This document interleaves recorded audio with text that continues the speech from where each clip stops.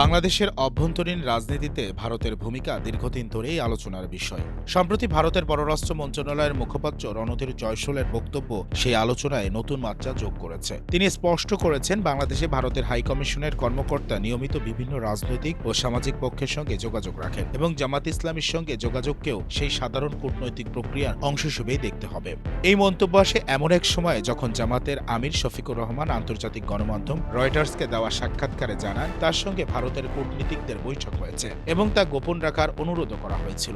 বিষয়টি প্রকাশ্যে আসার পর বাংলাদেশ ও ভারতের রাজনৈতিক অঙ্গনে নানা প্রশ্ন ও প্রতিক্রিয়া দেখা দেয়। রণধীর জয়সওয়ালের বক্তব্য মূলত দুটি বার্তা বহন করে। প্রথমত, ভারত বাংলাদেশের সঙ্গে দ্বিপক্ষীয় সম্পর্ককে কেবল সরকার কেন্দ্রিক না রেখে বহুমাত্রিক রাখতে চায়। দ্বিতীয়ত, পরিবর্তনশীল রাজনৈতিক বাস্তবতায় ভারত সব প্রভাবশালী পক্ষের সঙ্গেই যোগাযোগ বজায় রাখতে আগ্রহী।